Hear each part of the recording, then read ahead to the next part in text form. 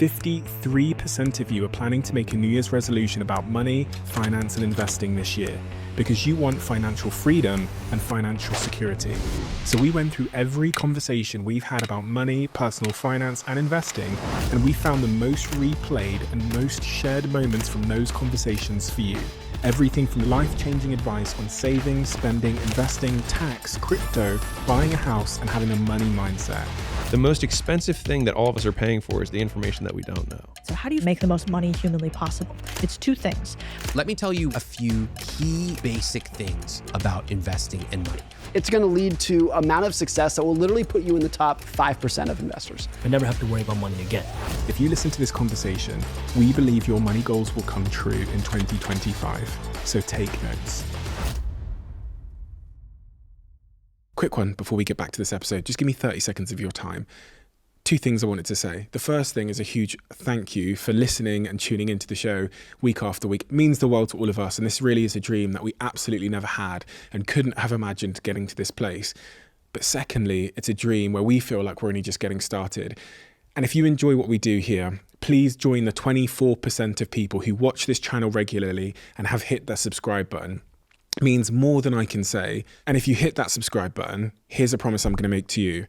I'm going to do everything in my power to make this show as good as I can now and into the future. We're going to deliver the guests that you want me to speak to, and we're going to continue to keep doing all of the things you love about this show. Thank you. Thank you so much. Back to the episode. So what is the S&P 500 for anybody that doesn't know? Yeah. And what are the returns that I'm likely to get from investing in the S&P 500? I really want to simplify this for people that are at the very start of their investing journey. Yeah. You know, because I mean, this is what you spend so much of your time doing, that I just think about my team here. Say at the Diary of a CEO, there's about 30 people. And we started talking about money one day. And it was mind-blowing how nobody in my team's lives had ever had the conversation with them about investing. Yeah. We all think of investing as something that rich people after the age of 40 do once you have $1 million. Or if you don't have $1 million, then the only other way to invest, we're taught, is to buy a house. This is driving me insane. It's true though, isn't it? Yes, and that's the central part of my work, is that you can live a rich life, and that rich life can be richer and more vibrant and more personal than you ever imagined. If you want to travel, you can travel for longer than you ever thought. You can travel, for me, at nicer hotels. You can spend more time with your children, with your loved ones. Whatever your rich life is, you can do that. But you've got to learn a few key basic things about investing and money. So let me tell you what I would tell my family when they come to me. They go, how should I start investing? The simplest way that I advise my family is I say, get a target date fund. So let me explain what that is. A target date fund is one fund, just one, and you pick it based on the year that you're going to retire. So if you're going to retire in 2050, if you're going to be 65 in 2050, you go and you find that one fund. It's called a Vanguard 2065 fund, or Fidelity 2065, or Schwab 2065. There's lots of brokers. These funds, it's one fund. All you do is put money into it. That's it. The fund, like a pie chart, is automatically diversified. So as you get older, it gets more conservative, because somebody who's 75 years old should be investing differently than someone who's 25. One fund. All you have to do is set your money up to go into it every single month. What is a fund? A fund is a set or a basket of stocks and maybe bonds. So we've all heard of, companies like Microsoft, Google, whatever. A fund owns lots of these, right? And that's important because we've heard diversification, like you should have diversified your investments. Okay, well, how do I do that? You don't need to go and buy 20 stocks and then figure out how much of each to do. That's too much work. And honestly, most people are not good at that, even professionals. You buy a fund which automatically owns lots of stocks, like hundreds of them. And over time, all you, the individual investor like me, have to focus on is putting money into it automatically. So a fund, essentially, I've got £100 that I want to invest. Yep. I find a fund. Where do I find these funds? You can go to Vanguard, Schwab, or Fidelity. All those are great companies. What you're looking for, regardless of what country you're in, is you're looking for a low-cost brokerage firm. So, but there's also apps and stuff that I can You can use apps. I don't like a lot of the apps because they gamify you to try to invest. Right. They want you clicking and trading. I hate traders. You do not want to be a trader. Traders lose money. Investors treat investing like watching paint dry. That's how sexy it is. Trust me, I'm not getting my entertainment from investing. I'm going out, go watch a movie, go watch Netflix. But investing is boring and automatic. That's how it should be. I used a company called Hargreave Lansdown in the UK who have an app when I first started investing. When I first started investing in funds, they had a very ugly app, so I wasn't very compelled to use it. I think it's better now, but I would just do it on desktop, which I do get your point, because you don't want to be game. You don't want to screen all of that I notifications. like ugly. It should be ugly. And you don't want it to be too accessible. Correct. I don't want to be able to check it every day. No, look, on my phone, you will see no investing apps. Yeah, smart. There should not be. Yeah. Why do you need to log in and check it every day? What's the point? Yeah. In fact, most people should check it every 3 to 6 months. And here's how you check it. You log in on your desktop. Wow, it's up. Wow, it's down. Okay, bye. You're not tweaking anything. It's like making Thanksgiving dinner. Once you've put the turkey in the oven, just let it sit. Do not fiddle with it, because you're only going to mess it up. And in this case, you're letting the turkey cook for decades. And that fund, so I've got £100. I go on a website. Yep, Vanguard, Fidelity, Schwab, whatever they are. I have no alliance to any of them. Neither do I. There's various ones in the UK. I actually do recommend Hargreave Lansdown just because it's simple, and I think investing in funds, there's no fees. There's no fee associated with the investment itself. Obviously, they might take a percentage depending on which fund you're investing in. I take my £100, and investing in Hargreave Lansdown, there's no minimum. Great. From what I understand. And there's no, if you invest in a stock, they charge £12 per investment. But if you invest in a fund, it's free.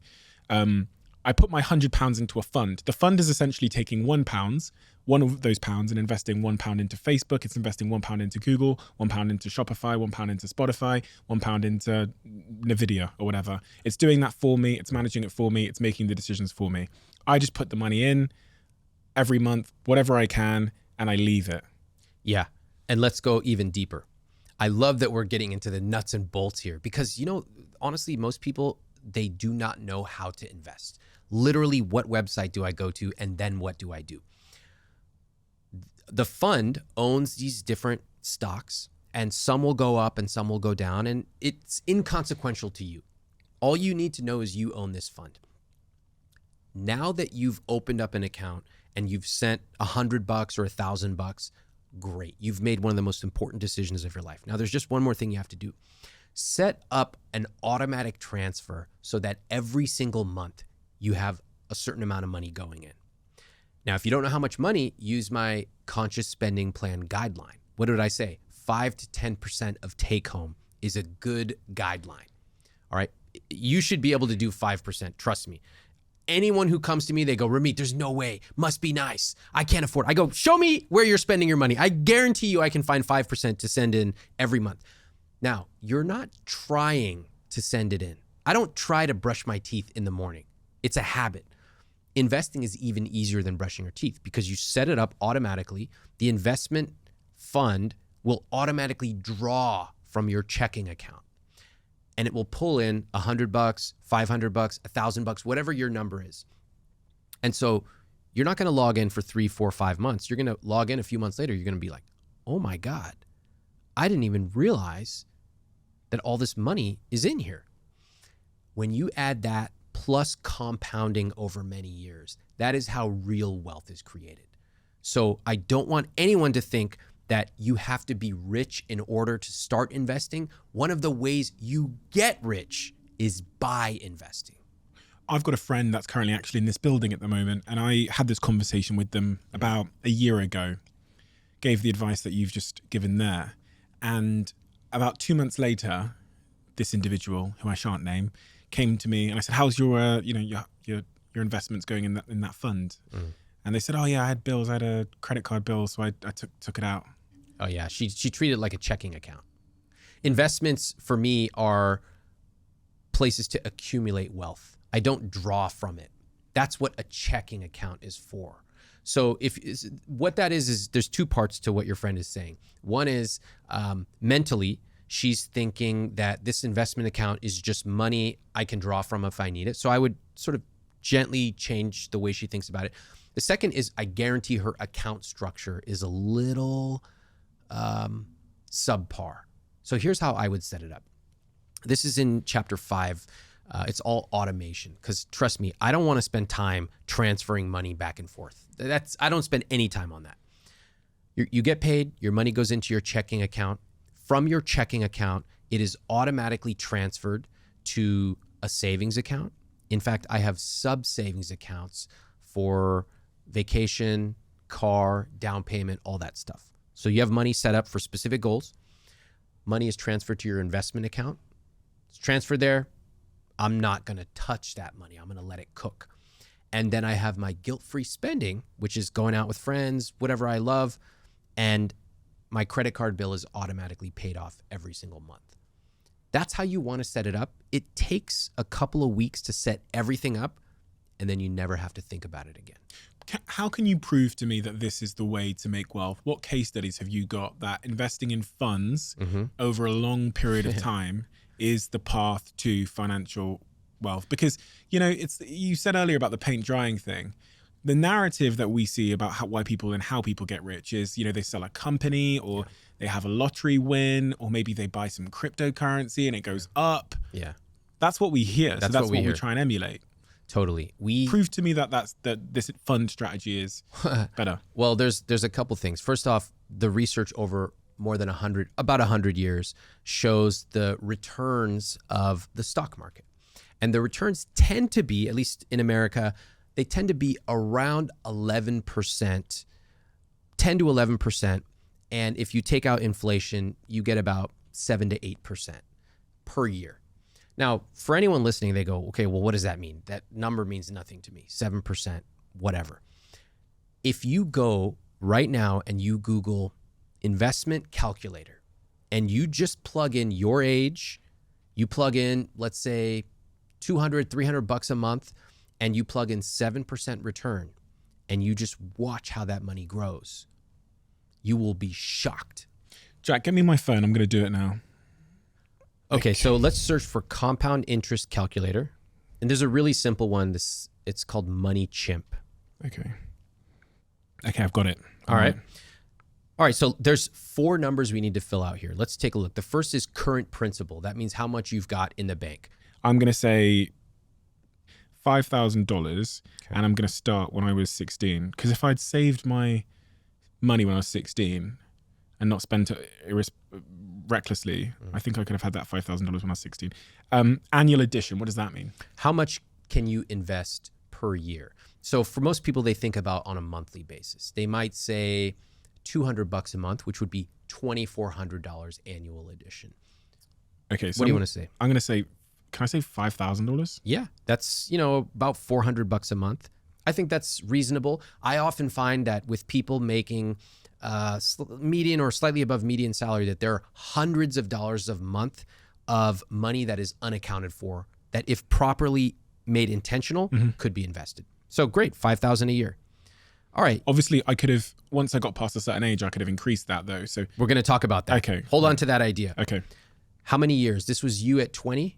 This was me at 16. Oh, okay. And how old are you today? 30. Okay. So 14 years. Let's just do it until today and we'll see what happens. Okay.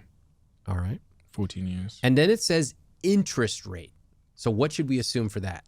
Is that 8%? Yeah, 7 to 8. I do 7 just to be super conservative, because I never want to be surprised on the downside. Right. If anything, I'm going to make more.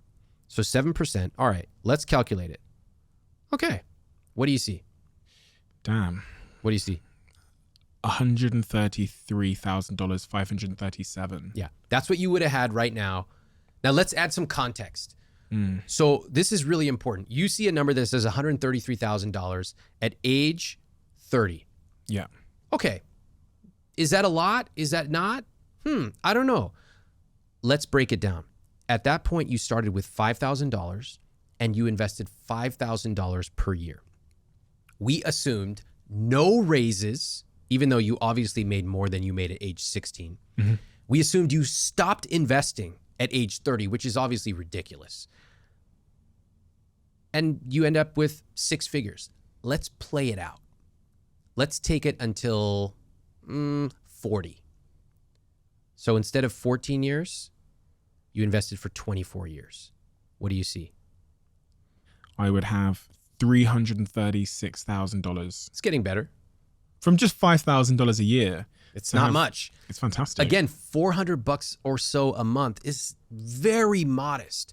Remember, people's income goes up typically in their 30s and 40s. And if you already are investing a little bit automatically, all you have to do is just tweak a number and it will take an extra couple hundred, $300, $400, $500. Let's do one more. Let's go to 34 years just because I want to see what happens. And then we're going to play with the other numbers. Okay. So investing from the age of 16 until I'm 50, I would have $736,000 in my account. Yeah. Now I want to do the full thing.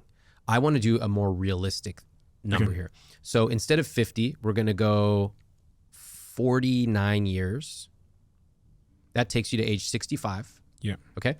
And instead of $5,000 per year, your income obviously went up from being 16 years old. So I'm going to pick a number out of thin air and I'm going to tell you how I picked it.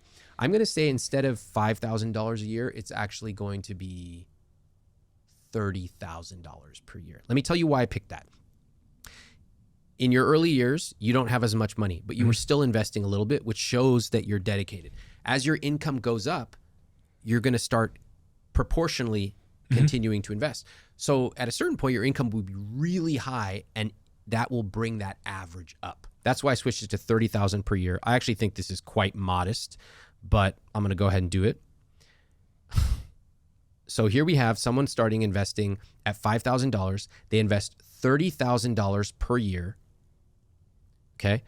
They grow it for 49 years at 7%. Do you know the math? No, tell me. $12,303,000. So that's me starting with 5K, gradually ratcheting it up until I'm investing 30K a year per average across those 49 years. Yes, which is a flaw in this because it's so simple. Yeah. That money invested, you're not actually going to invest that much early on. You'll invest more later. Yeah. So you'll maybe have a marginal amount less, but we're talking 10 versus 12 million. That's a lot of money. And then if I got 8% instead of the 7%, I'd have 17.4 million. Yeah, but don't mess with that. Because 'Cause this that's is the what hardest people do. part. They go, Yeah. well, if I got 13%, I'm going to invest in this PE fund. I go, don't do that. You're going to lose all your money. Just stop. Yeah. 7% is safe. It's conservative. That's why I am here. That's why I want to encourage people. You don't need to juice your returns. I hope you do get 8%, but I don't want you to count on that. I want you to count on safe, stable returns. And what matters for you is the time you started early and the amount. You have a considerable amount to invest. You know, the biggest debt, one of the things I love saying this, but like the biggest debt all of us pay is ignorance. And so I heard this close at this pitch years ago, and this guy got on stage and he was like, "Hey, ma'am," she was like, "How much do you make?" She was like, $50,000. So he wrote $50,000 on the whiteboard, and then he wrote $1 million on top of the $50,000, and he subtracted it and said $950,000. He said, "You pay life $950,000 every single year for not knowing how to make $1 million a year." And it was a crazy concept, and he was using it to close the audience. But the most expensive thing that all of us are paying for is the information that we don't know. And that's like both frightening and also incredibly exciting, because like fish in the best ponds, right? Like a good fisherman knows where to fish. And a different way of saying it is find the people who value what you have the most. And I'm sure you've heard this. Have you heard the story of the father and the son with the car? No. Okay. So Maybe I have, but I'm not sure if that was enough no, detail. it's good. It's good. So there's a father who gifts his son an old beat up car. And he says, "Hey, I don't know if it drives or not, but you can take it down to the dealership down the street, see if you can trade it and get some money." He was like, "Okay." So he goes down the street, goes to the dealership. They say, "We'll give you $1,000 for it." And he hears him out, comes back home. He's like, "Dad, they said give me $1,000." He's like, "Okay." He's like, "Go to the impound yard. where they, break the cars up just for metal. He's like, see what they'll give you. Goes there, and the guy's like, I don't know, this might be $500 of metal. Kid comes back home. He's like, Dad, he said it was gonna be $500. He's like, okay. He's like, hey, go down the street to that antique dealership, see if they've got anything, that used car lot. He's like, okay. So he goes down there, talks to the guy, comes back home, super excited. He's like, Dad, you won't believe it. He's like, this is a historic car. There's only like 10 of them left. He's like, it's worth $100,000. And so the father smiles and he's like, and the lesson I want you to know is that it's not necessarily who you are, but the people that value you the most. And so you can talk to different people and go to the people who value you. And I love that story because it's a huge business story in terms of like sell where the fish are, where the big fish are. Like if you're going to go hook fish, go where the whales are. It takes the same work, but a lot of it's just belief. People don't think it's possible. And so a lot of times you have to just keep leveling up, and you sell your first $10,000 thing, you sell your first $100,000 thing, sell your first multi-million-dollar package. You realize that's the exact same thing. It's just, so maybe if anybody's listening right now, it is the same thing. It's the exact same thing. And sometimes it's easier. It's normally easier. Like, you've seen that meme that says like, so what exactly am I going to be getting for this $50 thing, right? Yeah. And then it's like $50,000 clients like wire sent yesterday. Like, what else do you need? Like and that's totally true. But I think there's a skill in understanding where to fish. Certainly a skill. Information. It's information. It's even knowing that there was another lake over there in part. And that's why like listening to conversations like this is so valuable for people, because it lifts a curtain. And you go, what the fuck? You guys were behind here the whole time partying? That's what my business life has been like. It's like gradually, like I think I heard Kevin Hart describe on Joe Rogan one time where he said, there's this other room where these people are playing this other set of money games. Yeah. And then when you get in that room, you're almost pissed off that nobody told you this room existed. But then there's another door. Yeah. Yeah. And then you get through there maybe a couple of years later and you find these other people, these fucking billionaires that are playing another set of games, and you're going, what? And they're chilling. Yeah. They're just smoking cigars. They're not even doing any hard work. And you go, tell me the games that you guys have been playing in here. Yeah.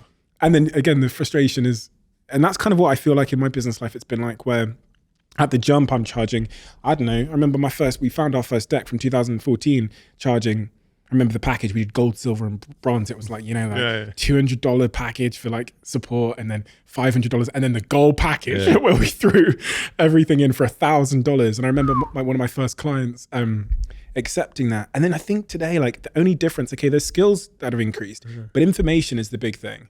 Knowing how to do it, when you think about curtains that have lifted, that have really shifted the games you play from a value money perspective, like where someone's turned the lights on, you go, fuck, of course. Yeah. Is there anything else that comes to mind? I will answer it with the stair steps of how each order of magnitude change in my income. So when I went from being an employee to self-employed, I went from making 4 figures a month to 5 figures a month. And that was for me just like, I'm now in control.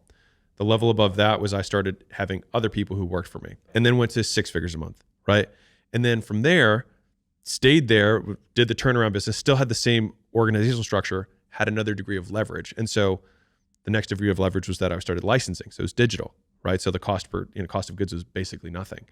But all of these things are about leverage. And so this is like one of my favorite topics in the whole world. But if we define leverage as the difference between what you put in and what you get out.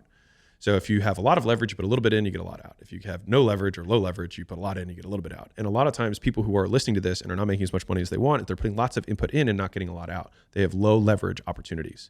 And so understanding how to get more for what you put in is the game overall. And so the first level that I described was labor. It's just work. First, I was working for someone else, then I worked for myself, then I got other people to work for me. The first level in each of those levels was more leverage. Above that, I had media, which is the thing that I was licensing out. So another degree of leverage. I made it once and I could license it out infinity. On top of that, I have capital. I can take capital. I don't have to sacrifice time in order to get something for it. So it's high input output. Above that would be some sort of technology. You build the code once. In theory, obviously, you continue to improve the code, but theoretically, you build the thing once and then 1 million people can use it. And so you want to stack as many types of leverage as you can and as much of them as you can, because like Joe Rogan also has a show and somebody else has a podcast. They both technically are using media as their vehicle for leverage, but he has significantly more of it. So it's not just like, I'm going to use all these, right? Yes, but it's also how much and to what degree. But like Facebook had other people's money, he used media, had other people's work, max leverage. Amazon, same thing, right? They used every element of leverage and they maxed all of them out. And that's at least the curtain that, and Naval talks about this, if you're familiar with Naval Ravikant. He talks about these things as the elements of leverage, or 4 types of leverage. And understanding that for me has kind of been a blueprint for wealth overall. And then, capital, there's degrees of capital, right? Like first you can get friends and family to give you money. Then you can get, institutional money, and then you can get public money, right? Which, you saw like the IPO money, like the fact that the NASDAQ was 4X the Dusseldorf exchange, is that where it was, right? There's just significantly more capital in that market. And so same work, more zeros. And so I love this topic because I think that that's fundamentally like the people who move faster in life don't actually move faster. They get more for every step. If right now you want to find where is your unfair bet that can make you your millions with your skill set that nobody else in the world can replicate except you, here's what I need. I would need a whiteboard. I would need a pen, which I would do if I was you. And I would need a smart friend. Perfect. So I've got Stephen here. And at the top of the whiteboard, I would write on this side, skills. Oh my God, you're going to see my handwriting like a doctor. And on this side, I would write money. And I would start writing down all the things that we're brilliant at. So let's pretend it's Stephen here. And we'll pretend like you don't have all the things that you have, but your core skill set. You could put your hand on the screen, by the way. Oh, it makes me nervous. Am I doing this like a boomer? I am. The handwriting's a little bit, it's giving doctor. So okay. Look at that. Yeah, okay. It's so embarrassing. Okay. So social media, right? You're incredible at social media. What else are you probably good at? Well, you know a lot of people. You've got a network. What else? Well, it's not just social media though. It's actually a few particular things. It's like YouTube, and I think you're one of the best in the world at short form video, right? You're also one of the best in the world at like a data-driven social media strategy. So you can kind of say up front, hey, we think this is going to go viral because the data says this thing over here. What else is Stephen good at? He's charismatic. He can probably get people to agree to things just by talking to them. What else? British accent, so probably you want more in-person interaction because we've got, a very charismatic person. What else is Stephen really good at? Well, he asks a lot of questions. This is my Hinge profile, by the way. I'm totally just going to copy and paste all of this stuff over. Yeah, good looking, funny, thank you so much. Yeah, exactly. So we'll just say these. There's a lot more deal flow, but let's just pretend that all you're good at is social media. You're good at getting to people, which is a network. You don't even have to know rich people. Just can you get to them? You're charismatic. You're data-driven. Okay, great. We've got all these skills. Now, how could we apply these skills to get the most money humanly possible? And I would do exactly what you said. So how do you figure out most money humanly possible? It's 2 things. How would I do this? It's the size of the problem. It is the value of the solution. Interesting. Okay. And so if I'm thinking about this for you, if I go and I give your social media skills to a trade or service business, I'm not going to make that much money. How do I know I'm not going to make that much money? Because I'm going to go look up online, what is the average revenue of this business and the average profit margin? Yeah. Now, you probably didn't even think this way when you were thinking about it, but you guys look online right now. What's the average profit margin of a biotech company and average revenue? Let me tell you what it is. It's going to be like 50 to 80%. And it's going to be hundreds of millions that you could potentially get. Trade services business, a lot less. Yeah. And so that's where I would start. Skills plus money really equals to 3 things, which is like sector, size of the business, and profitability of the business. And I would play this game. And what that might look like is you go, okay, I know that I have some friends in, let's go to the places that we know have the most cash, in Silicon Valley, on Wall Street. If they could make a lot more money, if they had a lot more attention, because what I'm selling is attention, I want to get to the people who can make the most money with the most attention. And that means that I'm not going to go to Walmart, who only has 6% margins. I'm going to go to the highest person that I could get to. And it'd be fun. If anybody's listening to this right now, try it.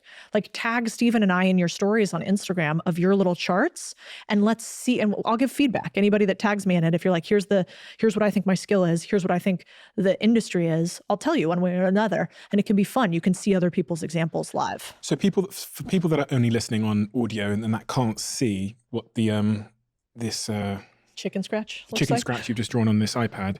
On one hand, you list your skills, and then on the second side, you're listing the ways you believe you could make the most money from those skills based on the size of the problem you'd be solving with them and the value of the solution. So for example, let me try and play this game with you then. So I am a writer. So I'm going to do my skills on the left hand. I'm a writer, and on the right, I'm going to write money. Yep. I'm a writer. I'm really good at writing stuff. That's it. And I kind of get the internet. So I kind of understand LinkedIn blogs and stuff like that. But that's it. I'm a writer. Let's go with what would be the worst. What would be the worst thing you could do if you're a writer? To make no money? To make no money. Because sometimes it's easier to do the negative. Okay, working for a local newspaper. Yeah, local. I was thinking like fantasy books. Like you could write like fiction, really hard to make money in. You could write for a local newspaper. That's an even worse idea. So I like that. So now you've got your bottom tier, right? Okay. Which is like $14 an hour or something like that.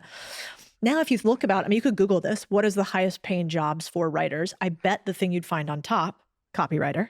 Why? I got a better one. Ooh, what's the better one? Do you know why I know this? Because when I was working in biotech, we couldn't hire one, which is a medical writer. Oh, so smart. Hyper specialized. Honestly, so a typical copywriter when I was working in my social media company, we might pay entry level £25,000, which is probably about $35,000. Okay.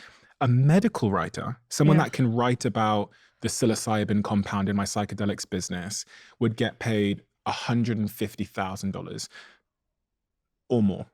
We just couldn't find someone. We found loads of people that could write. Yeah. But nobody that had within their skill stack, even though it's quite easy to teach, the ability to write using medical words, slightly medical words. It doesn't mean you need a medical degree.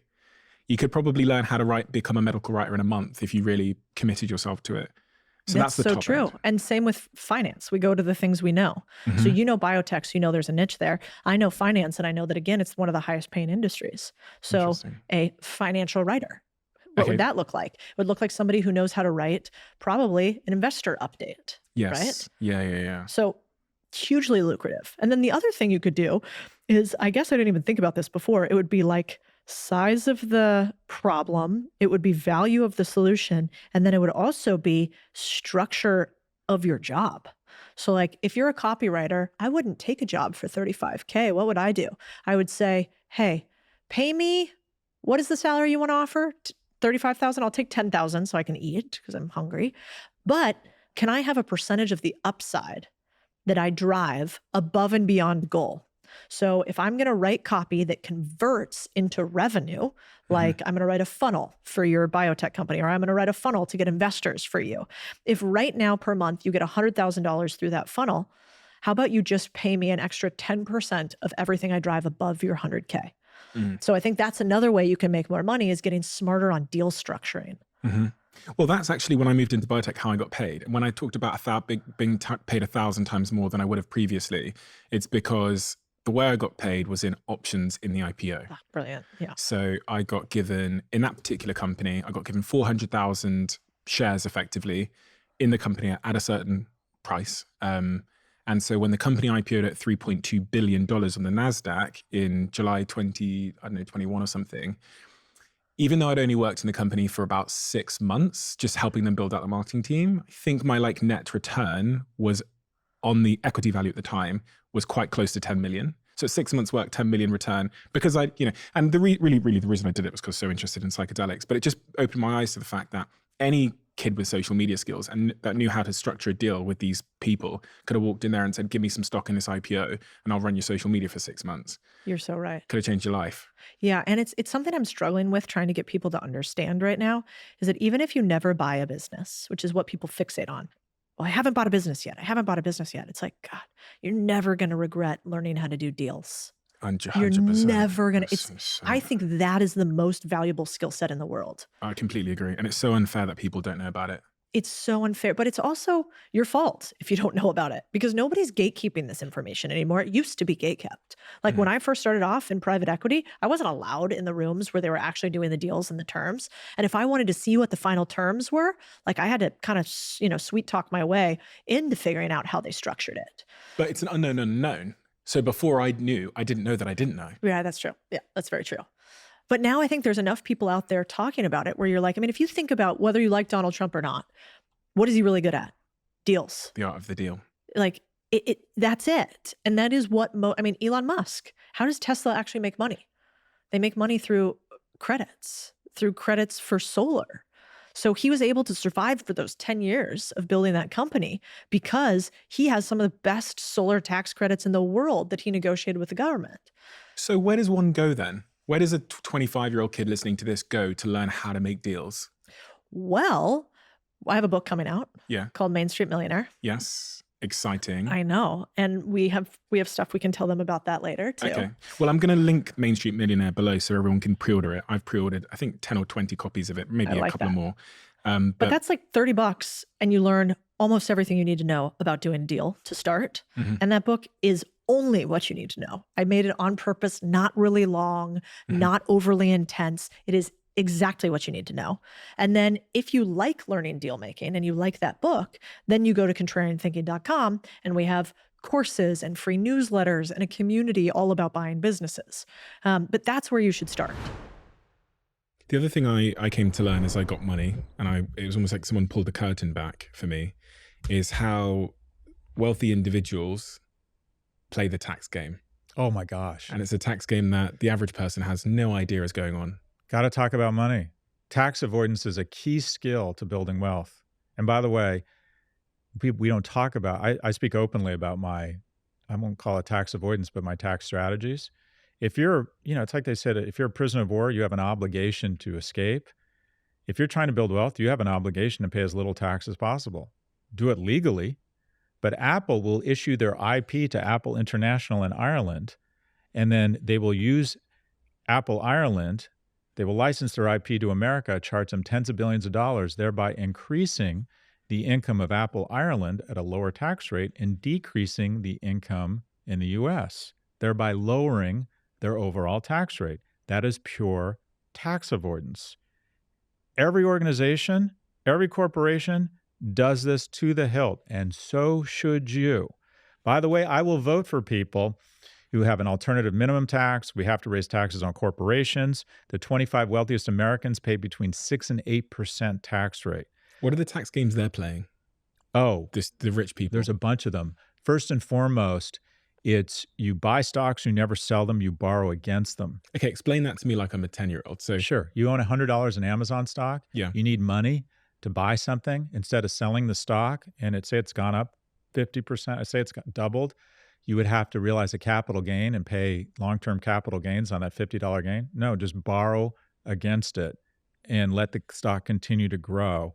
And you pay a little bit of interest, hopefully from your current income, but basically it's invest, borrow against it, and die.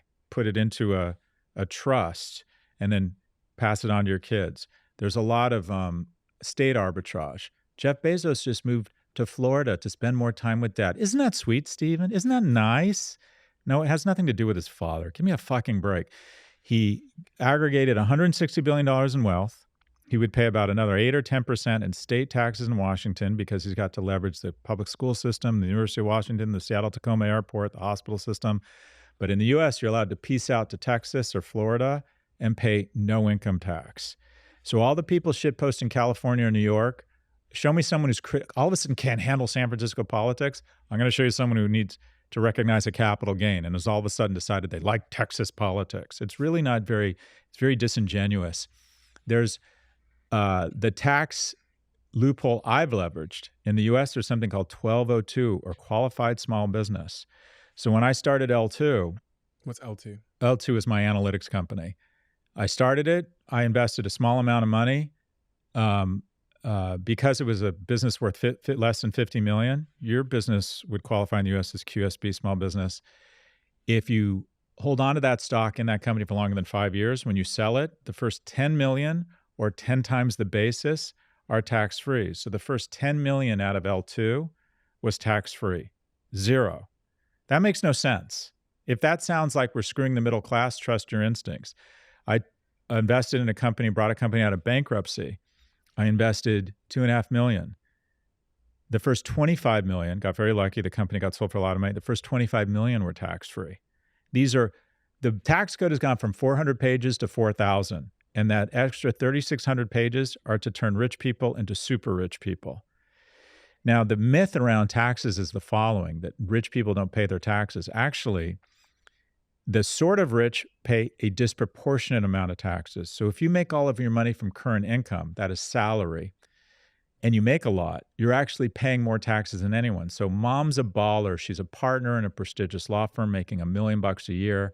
Dad's a chiropractor, has 3 people working for him. He makes $1.6 million a year, total ballers.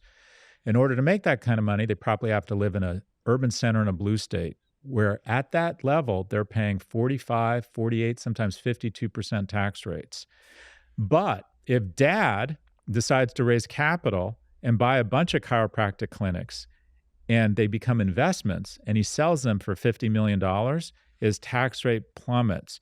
So you don't want to be a super earner. You want to earn enough money to invest so you can become a super owner. The top 25 wealthiest Americans pay about 8% in tax, right? So actually, the bottom half pay almost no tax. They pay a lot of consumption taxes, but it's the super earners that get screwed, what I call the workhorses. But once you make the jump to light speed and you own things and you make your money from buying and selling assets, your tax rate plummets. The really sort of actionable thing there for the average person as well is probably the first point where you said a lot of what rich people do is they'll buy a stock. So I'll spend 10K on Amazon stock, and then I go to a bank and the bank give me a $5,000 loan against my Amazon stock tax-free. Right. And I just hold the Amazon stock. Now I've got $5,000 tax-free. If the Amazon stock goes to $20,000 in value, then I can go to the bank and say, it's gone up now, give me another $5,000. And I just spend and live off that money. Now, if the Amazon stock collapses, I'm fine because the loan was against the stock. So they'll sell the stock at a certain point as it's collapsing to get their money back. Yeah, I mean, you don't want to get into too much trouble, but leverage is how smart people go broke. But the idea is that one of the great tax schemes in history is that stocks grow. Think of yourself as a stock. You go up in value $1 million a year. You're making $1 million a year doing a very successful podcast. Every year, the government in the UK is going to take 40 cents of that, 40% of it. If you own $1 million in stock and it goes to 2 million, you don't get taxed on it till you sell it. Yeah, so just never sell it. Never sell it. And that's what Elon's doing with his companies. People say he's got, $200 billion, whatever. In fact, he's borrowing tax-free against those companies. And then when he finally needs to sell it to pay off some of those loans, he moves to Texas, despite the fact he built all his wealth in California.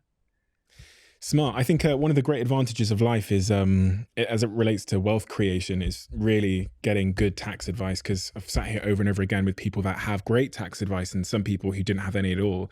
And the outcomes are quite frankly shocking. The variance in outcomes are quite frankly shocking, from one person going bankrupt to the other person becoming a multi-billionaire. And it comes down to, some of it comes down to their tax strategy and how they thought about tax.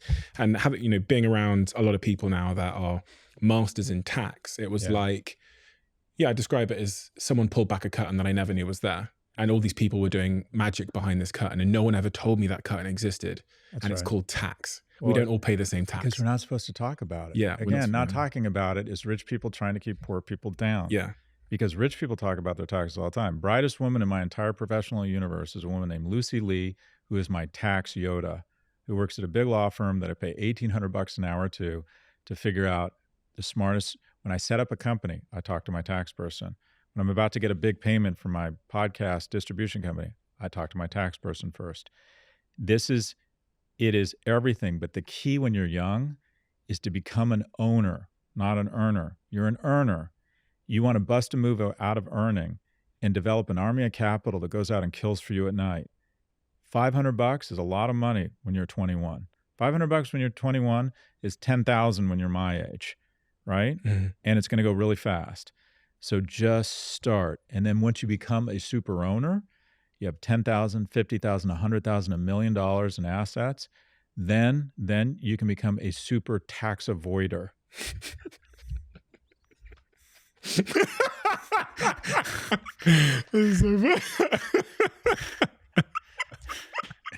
That sounded awful, didn't it? Sounded awful. That sounded awful. Sitting here with your bucket of sand. Oh my God. A bunch of millionaires. That's right. Talking about this is how we fuck the middle class, Stephen. This is how we really screw over the little guy. What is your capital allocation strategy? How do you invest your money?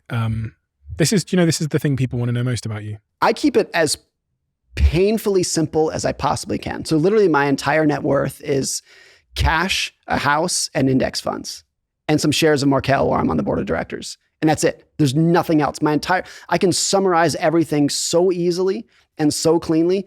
And truly, that's it. And it's not even like I have 20 bank accounts. I have one bank account, one brokerage account, and a house, and that's it. So simple. Why index funds? You're the reason your capital allocation strategy is almost identical to mine.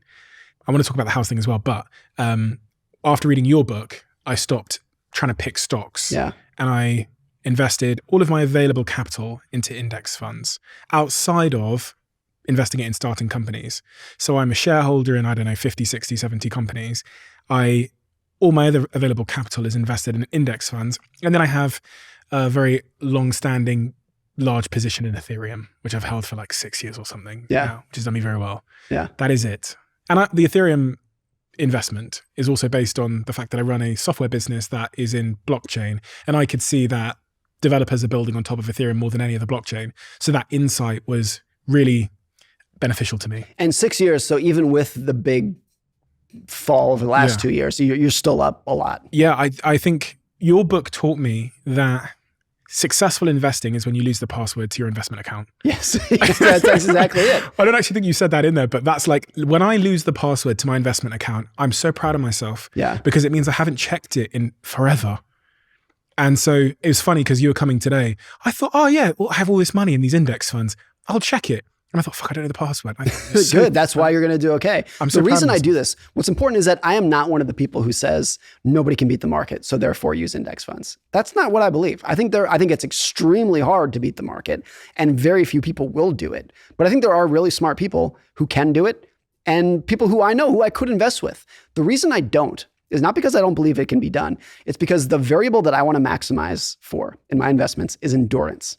If I can just earn average returns for an above average period of time, it's going to lead to an amount of success that will literally put you in the top 5% of investors.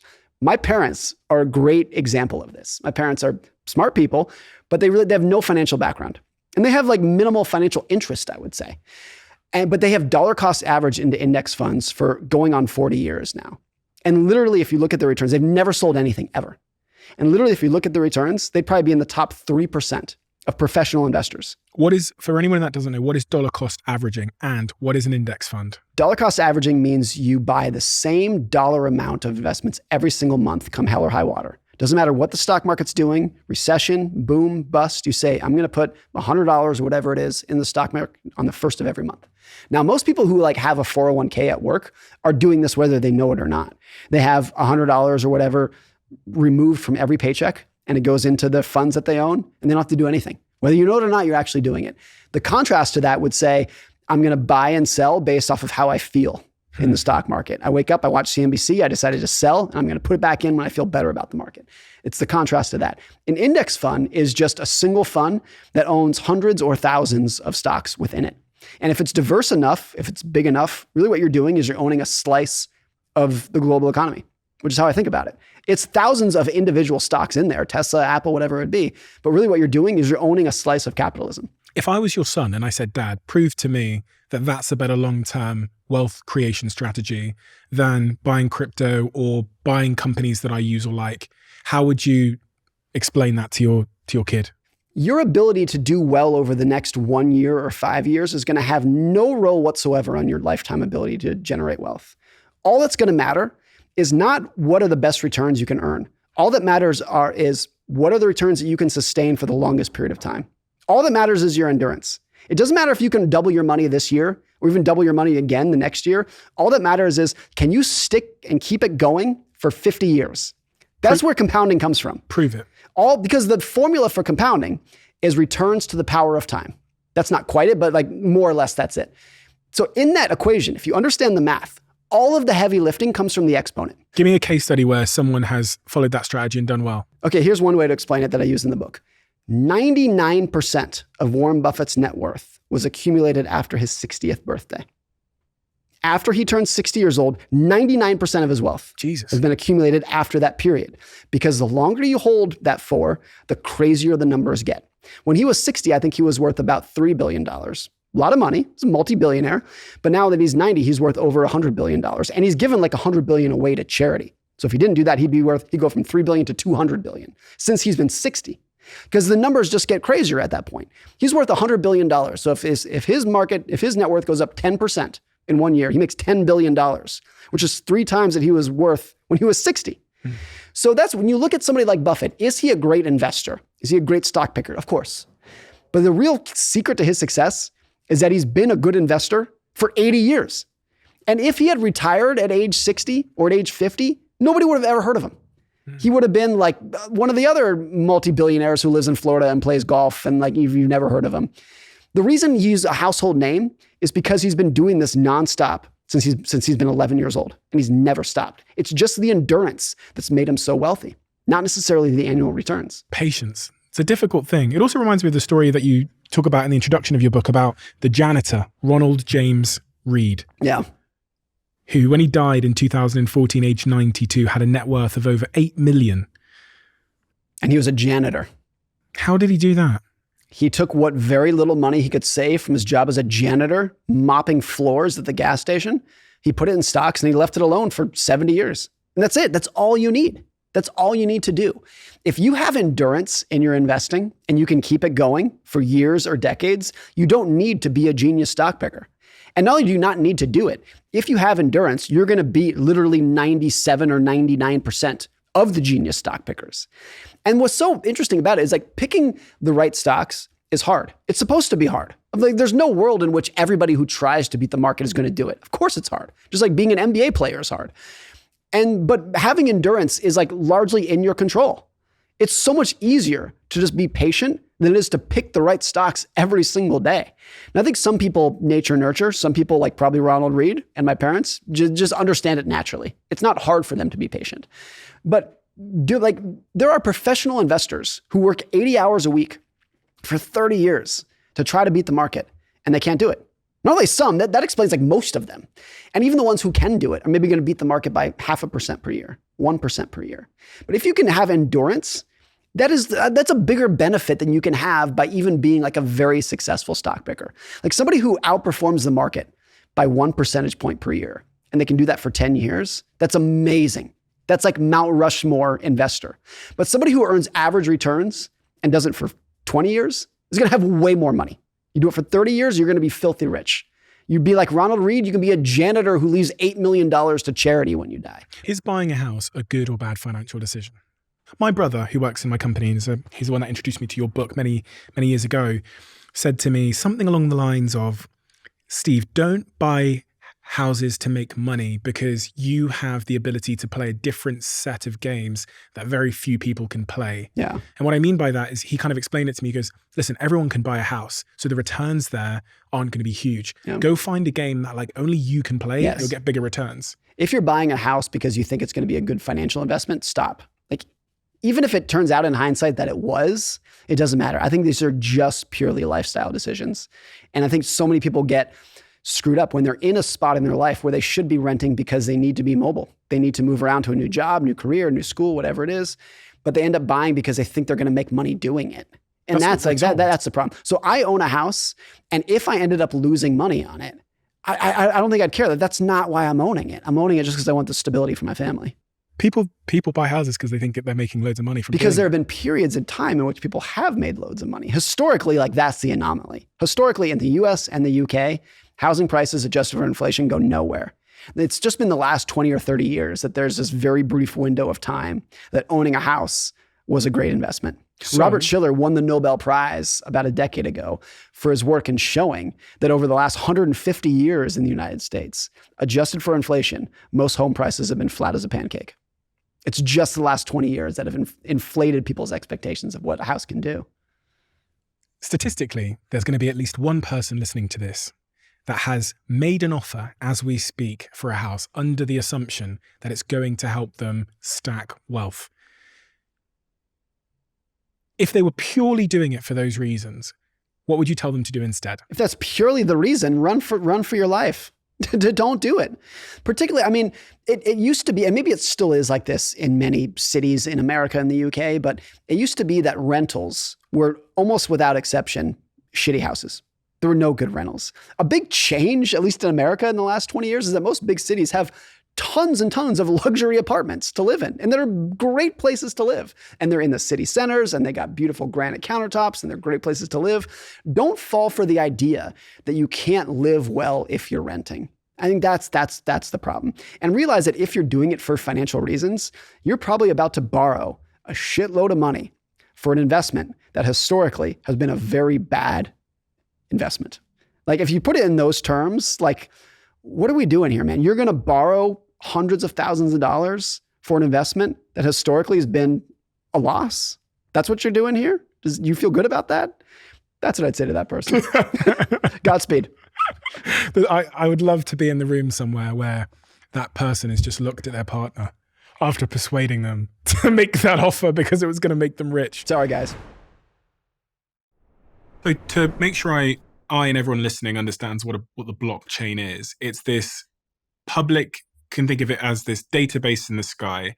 And the database in the sky is checked by everybody who has their computer on and is interacting with the database in the sky. So you no longer need a government or a bank checking the transactions and the contracts in the database in the sky, because now all of our computers that are on interacting with it are in the background checking that if I send you one Bitcoin, if I do something on this database in the sky, it is in accordance with the history of the database, and it is in line with that database.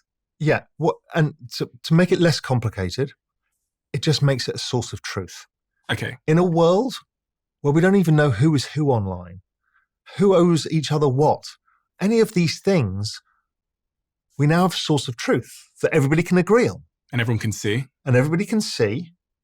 And you don't need to trust anybody. And so that as a technology solves many things, problems that we don't even know we've got because they're so part of how we exist. So the technology is not about money. The technology is about truth and exchanging value and creating value in a digital age. Now, what is interesting and powerful about this technology is we've seen technologies similar before. The internet. We've seen broadband. We've seen these big global infrastructure things. Most of those, the internet was a public service good. Broadband was all built private sector. We didn't get to make money out of these things, really. Amazon made the money, or whoever it was building the broadband. They all went bust as well. What we've got here is this very clever thing that everybody in this blockchain gets rewarded for the role that they play. In maintaining the blockchain. In maintaining the blockchain. And because these things are scarce, and let's say Bitcoin being the most classic example, there's only 21 million that will ever exist. You've created this scarce asset that is a reward system. So the people who mine the Bitcoin, they use the electricity to solve the algorithm to get the Bitcoins to make sure there's only 21 million. Well, they get rewarded. The people who verify the chain get rewarded.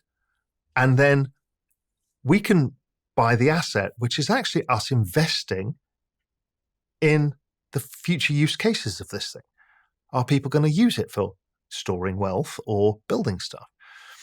So now you get this global infrastructure layer of which people can invest. Now, let's go back to the example of AI.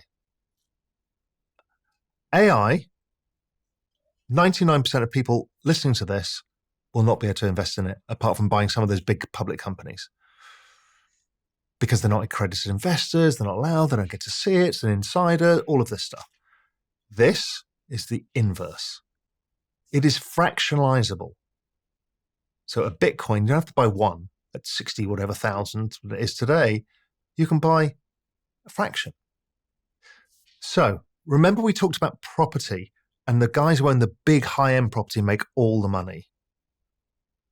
None of us can buy the $50 million apartment in Manhattan and then do it up and flip it for $250 million.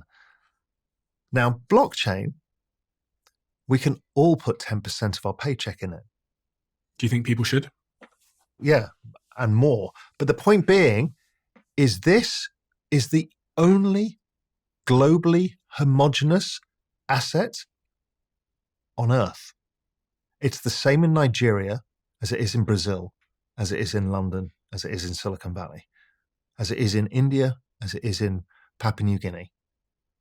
And everybody is on an equal footing. You can put the same percentage of your worth in it. Okay, that is mind-blowing. And it bypasses the banking system, the brokerage system, and all the other incumbent things that get in the way of a Nigerian buying an international investment. So we've got a playing field that's leveled in the fastest growing technology of all time, in the fastest appreciating asset in price terms of all time, in the shortest period of time, that is globally available to anybody. And then you realize, holy shit, okay, this is important. Now, why that's important is because having more investors in it means the asset becomes more valuable, which means you're more likely to secure it. People want to join the network to earn some of these tokens, to secure it. The more use cases get built upon it because people are making money, and it bootstraps it. It's behavioral economics. It's an incentive-based system to bootstrap the most ridiculous startup idea of all time, which is I'm going to entirely disrupt money and create a new internet. I mean, that's laughably stupid, and that's what's happening. I run a company called Third Web, which is a Web3 infrastructure business. We've raised quite a lot of money for the company, about $30 million now, and we have a big team. And it's interesting for me to observe the use cases because people come to Third Web to build on the blockchain. And one of the really interesting use cases we've seen over the last, I'd say 12 months, that's really exploded is gaming. People building Web3 blockchain-based games. Because if you think about games like FIFA, which is a huge game, obviously in the UK, where we're big soccer fans, or other games like, RuneScape back in the day, where you have assets in the game. In FIFA, you have a Messi card. In RuneScape, you might have a sword. The thing that the blockchain now enables us to do is to take those assets from the game and actually trade them outside the game. So I can, if the sword was on the Ethereum blockchain, even though I'm not inside the game, I can trade that sword on the Ethereum blockchain. And so one of the most exceptional use cases we've seen at Third Web is people building AI games. People building Web3 games, because these assets are now valuable. It's great for the game developer. They've now got this brand new economy for their company. And it's great for the people that own those assets in the game, because those assets are now more valuable because more people can access them. And if I own Ethereum, if I own an Ethereum token, which I do, by the way, I've been stacking it and refusing to sell. Good. But how do I benefit from the fact that games are now being built on Ethereum? And it's really simple.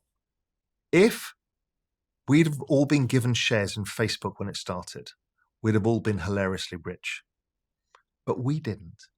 The VCs got it, and then it went to the public market, and then you have to have a brokerage account, you have to be approved, right? What this is happening, you buy an Ethereum token today. If Ethereum ends up becoming bigger and more uses, your token value goes up. It's as simple as that. So you get to participate in an entire technological revolution really simply from your mobile phone. And you don't need anybody to approve it or do anything.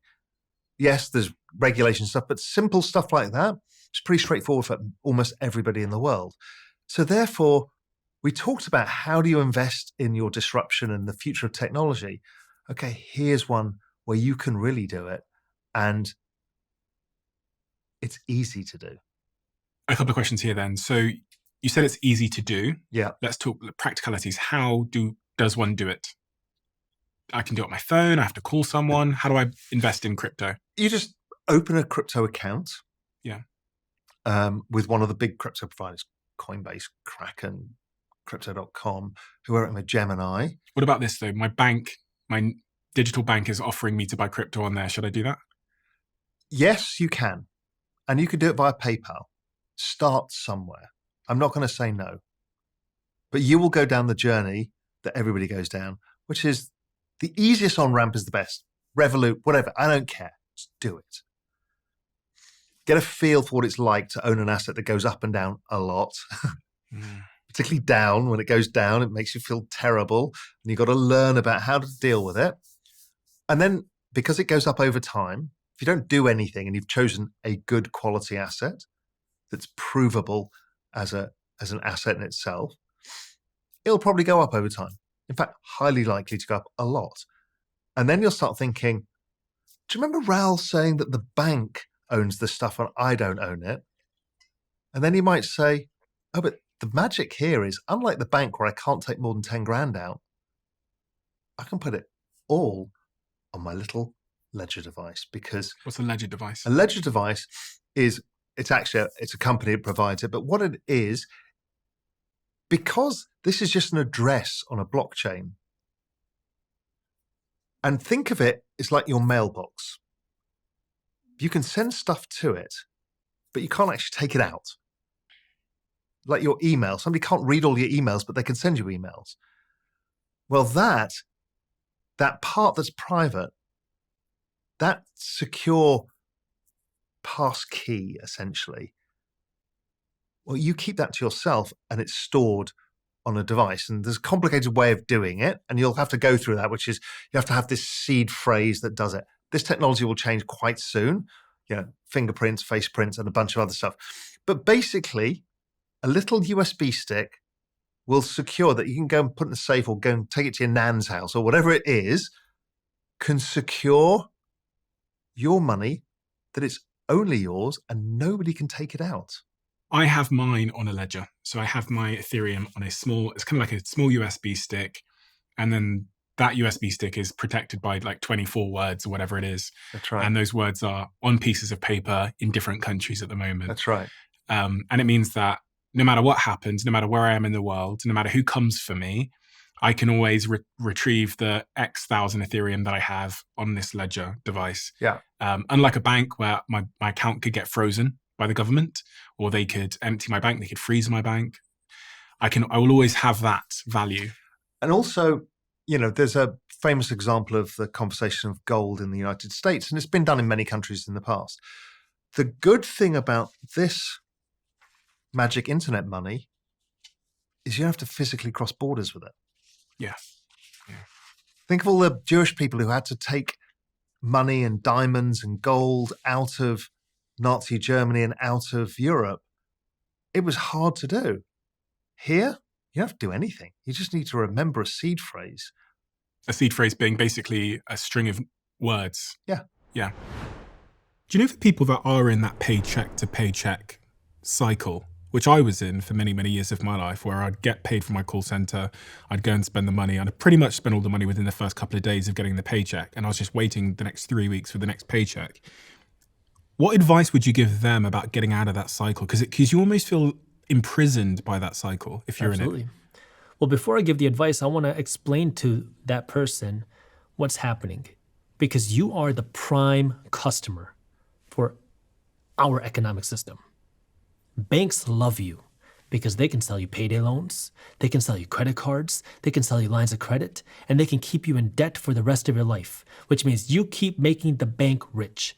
Corporations love you because you're not going to think twice when we show you this nice bag, when we show you this nice vacation. You're going to want the stuff, and so we love selling you the stuff. The government loves you because you're going to pay the highest taxes. Employees pay the highest taxes. And so when you're in that situation, you are making everybody else rich at your expense. And so if you want to break out of this, the first thing you got to understand, You need to make yourself rich before you make everybody else rich. Because when you're spending all your money, you are putting your money into their pockets. And you have to stop that. You got to keep that money for yourself. You're in a boat. Think of it this way. You're in a boat. And this boat has water just flowing in and you are sinking. And you got to start by sealing the holes. And that means you got to stop the spending. So if you are in what I call the financial danger zone, which is you don't have $2,000 saved up for an emergency and you have credit card debt. If you are in that situation, you are in the financial danger zone and you have to make drastic changes.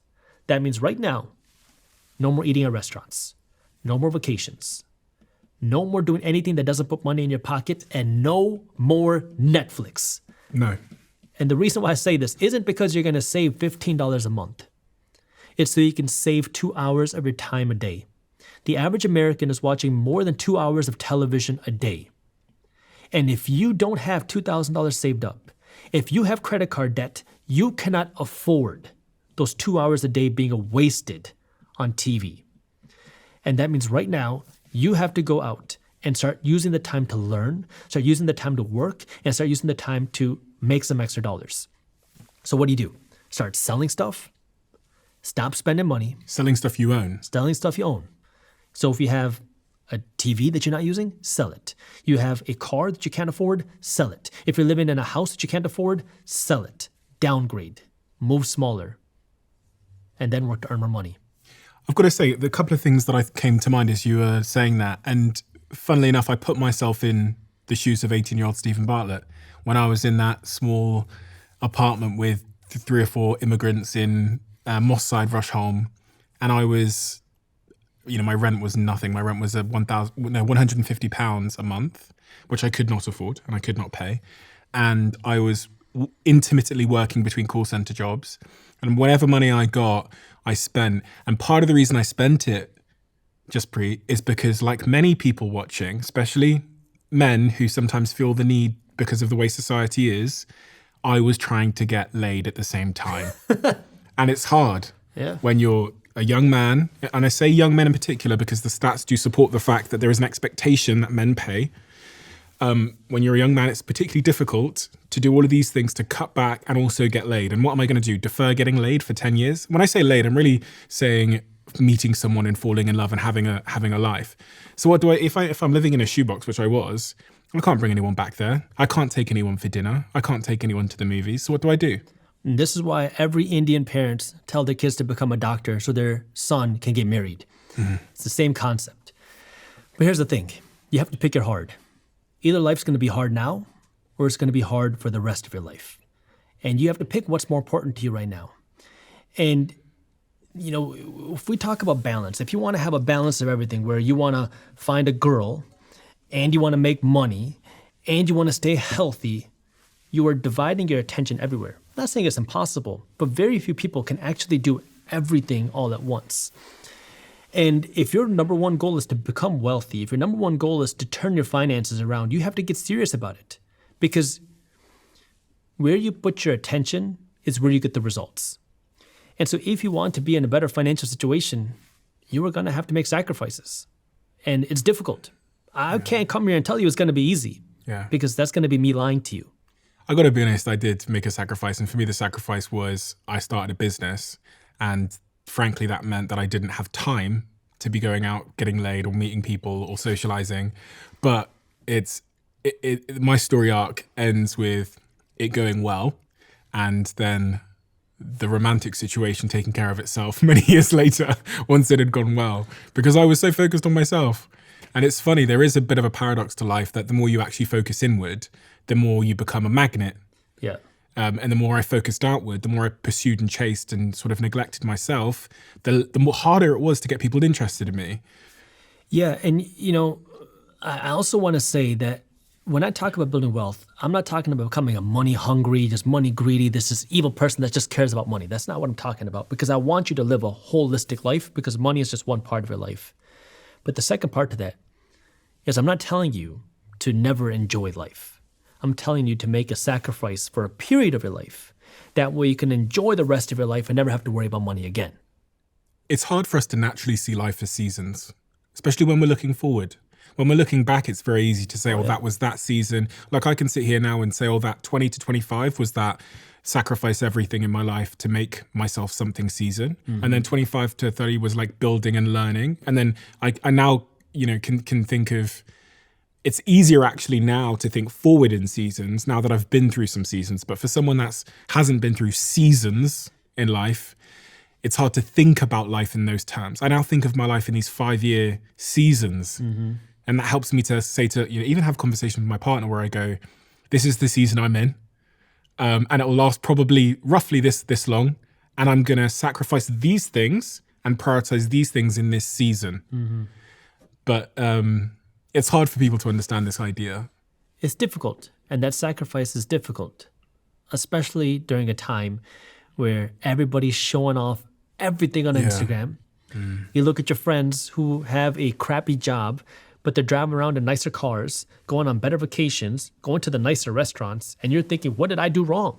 Hmm. And then especially if you're a guy, you have a girlfriend, you have a wife, she's going to say, how come they keep getting to go to Cancun? They keep going to these nice restaurants. How come you can't take me to these nice places?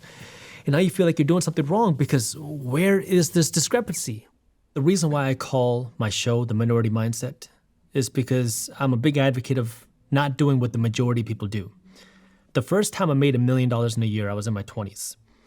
I was driving a car worth $500. It didn't have a bumper on it. It was not pretty. My wife sat in that car with me, and my employees drove better cars than I did. So, you got to be confident, and you got to work for something bigger. And you want a partner that's going to understand that. That's my belief. Which is not the easy thing. It's interesting because confidence is such a internal thing. And I just feel like I probably didn't have it then. Because I think I was scared for someone to know that I was broke. I was so scared for someone to know that I was broke that I just didn't entertain romantic relationships. And that is the reason why so many people will go into debt to buy vacations, to buy things, to buy stuff, to look rich.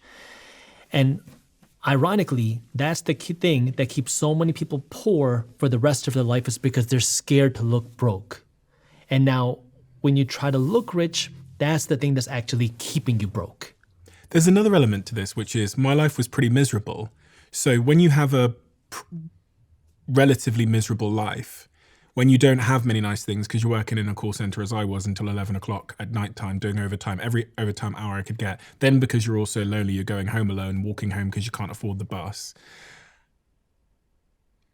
Anything that gives you a little dopamine hit. Gambling. This is why all the gambling shops are in the areas that struggle the worst financially, because a lot of people say because those people are looking for that, that big payday, that dopamine hit from a payday. My TV in my tiny, tiny little bedsit room was like half the size of the wall.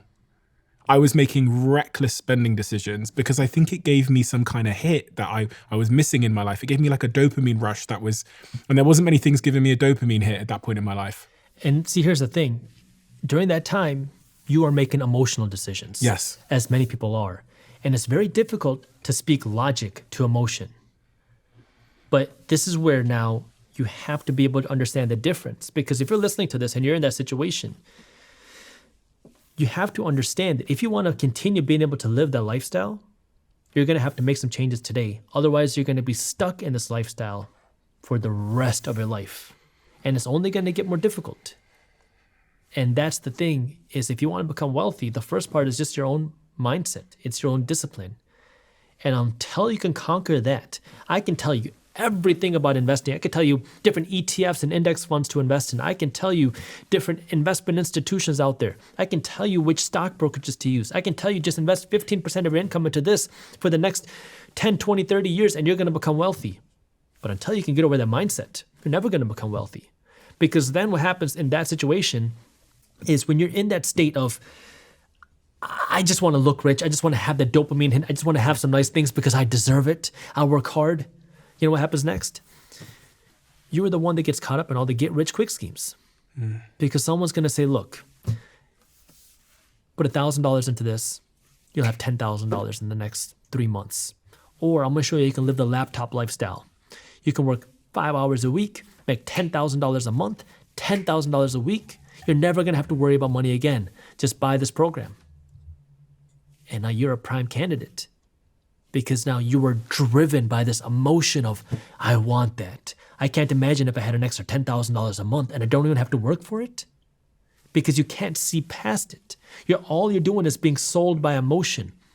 And so you're the one that's going to get caught up in the get-rich-quick schemes. You're the one that's going to make the bank rich because you're going to stay stuck in debt. Corporations are going to love you because they can keep selling you the nicest and newest stuff because you want to look rich, you want to show it off to your friends, you want to show it off to the girls. And you get stuck in that cycle. Isn't this cool? Every single conversation I have here on the Diary of a CEO, at the very end of it, you'll know, I asked the guest to leave a question in the Diary of a CEO. And what we've done is we've turned every single question written in the Diary of a CEO into these conversation cards that you can play at home. So you've got every guest we've ever had, their question, and on the back of it, if you scan that QR code, you get to watch the person who answered that question. We're finally revealing all of the questions and the people that answered the question. The brand new version 2 updated conversation cards are out right now at theconversationcards.com. They've sold out twice instantaneously, so if you are interested in getting hold of some limited edition conversation cards, I really, really recommend acting quickly.